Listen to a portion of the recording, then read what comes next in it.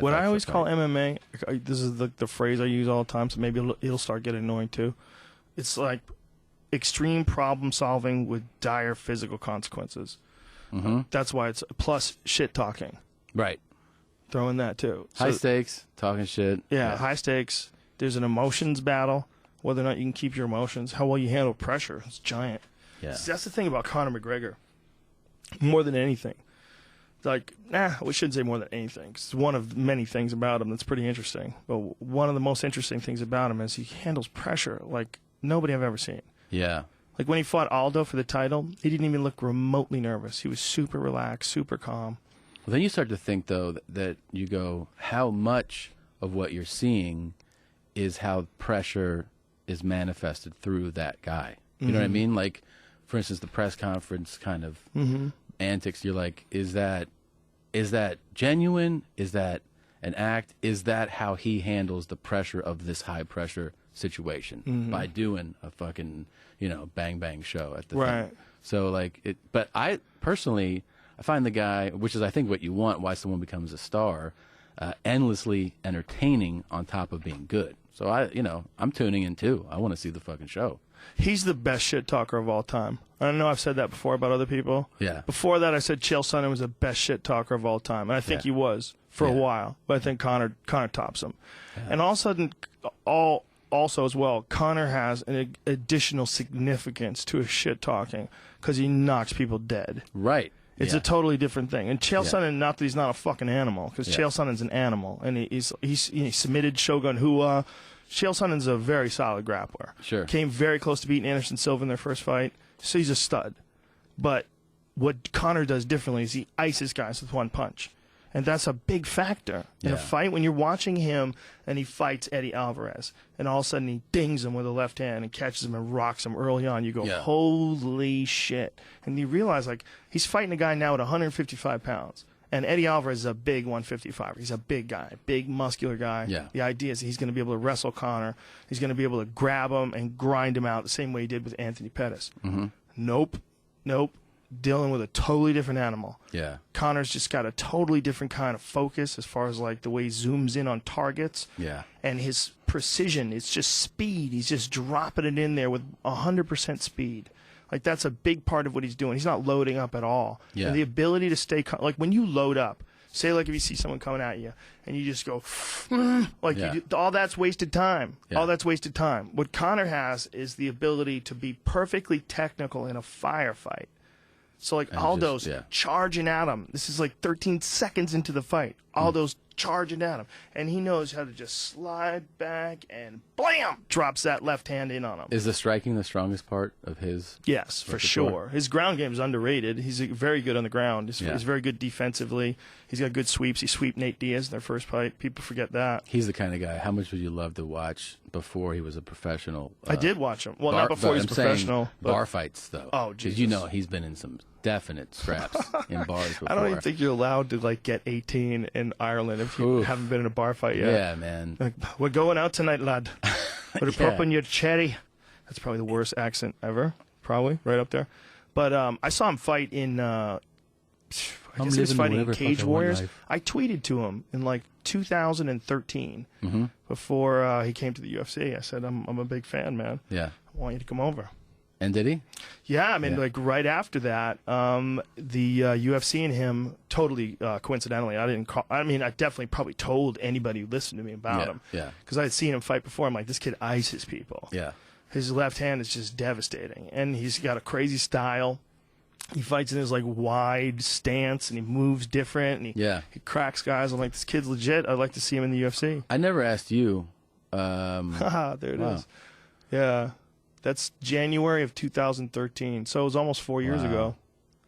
Did you think of? I never talked to you about. What did you think of all the the talks of him Floyd Mayweather fight? Did you just He'll fight him. I guarantee you he would fight him. Do you think what kind of match do you think that? Well, he's a lot bigger than Floyd. First of all, let's just emphasize that. Yeah, he's a lot bigger. Yeah. So it'd be a real problem as far as like weight cutting. Because if they let Conor fight it wherever he wants, Conor's going to weigh somewhere around 170 pounds. Right. That's what he's at his best, like in his optimum with no weight cutting. Yeah.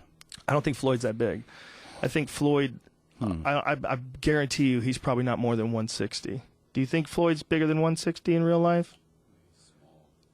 Small dude. He's a small guy. Yeah. Like, even in person, he's really, like, short doesn't mean weight, but he's small. What weight did he begin his career at? Floyd Mayweather is I'm a huge Floyd Mayweather fan. Dude, and I he's a think bad when it comes to man. boxing, I think he's like one of the most skillful boxers that's ever lived. I really do. Technical. If not the shit. most. Listed at 150. 150. But that's probably what he last fought at. Like, didn't he make when he fought Canelo? Didn't he make him come down a bit? He made him come down to like 154 or something like that. That sounds right. Something like that. That sounds right. They had some sort of a catch weight fight. I remember. Huh. And Canelo's fighting at what? He's fighting at 160 now. He's definitely bigger. Or is he fighting at 154? Gennady Golovkin is 160, right? Is that the holdup? Is the two of them? Because I feel like Canelo's been fighting middleweight too. Like he fought Cotto. What was that at? Wasn't that at middleweight or 154? Alvarez Alvarez catchweight 152. 152. Okay. Yeah. So he made Canelo lose some weight. Because Canelo's a lot bigger than him. Yeah. So Canelo probably walks around maybe 20 pounds heavier than that. That's a bad motherfucker too. Ooh, he's good. Yeah. And Floyd Mayweather just boxed him up. Yeah. What? I'm not there. I'm here. Plop. Oh, look at that. Just beautiful technique. That's the thing you have to wonder.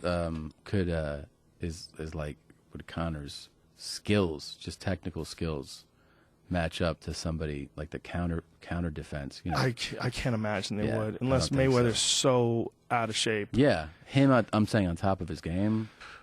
Yeah, him nasty. On top of his game, you're not going to hit him. He's going to know. I mean, you have to be really top level to catch him. It's so nuts that dude is so fast that he boxes like something that no boxers does with his lead hand down. Yeah. Not even hip level, mid thigh sometimes. Well, it's because that forces his shoulder over. It's actually an easier way to block a lot of things if you're skillful with it. You got shoulder roll. Quick. Yeah, you got to be. It's not just quick, and he's definitely quick. He's very quick. But what Floyd has over like almost anyone else, he's got this incredible knowledge of what you're going to do before you do it.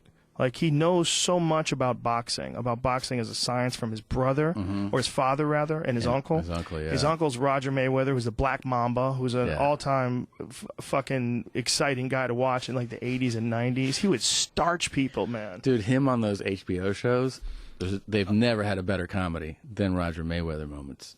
It's the greatest. Oh, you mean in between corners? No, when they used to do the those 24/7s? Yes, 24/7. Yeah. He would fucking massacre those. Like the funniest shit I've ever seen. And they edited him so fucking funny. One of those fights they were fighting, maybe it was Alvarez or somebody, and Alvarez was like, "We got to prepare for Floyd. I'm gonna, watch his fights."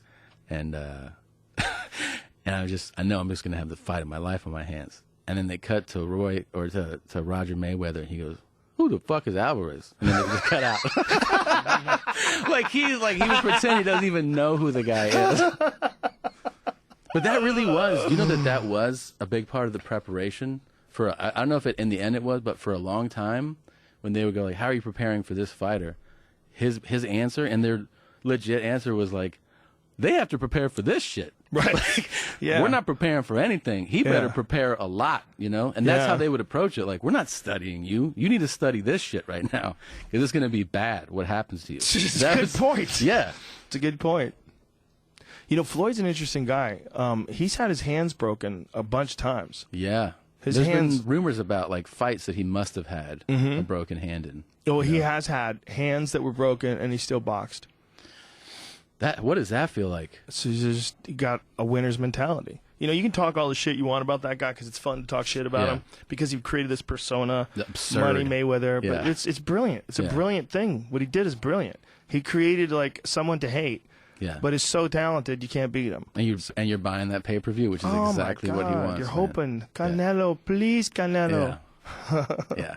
They're hoping Canelo can catch him. Nope. They're hoping Pacquiao can catch him. Everyone. Yeah, you're right. Yeah, the guy that he created a villain. Keep going down the line. Every fucking guy he's fought, please catch him.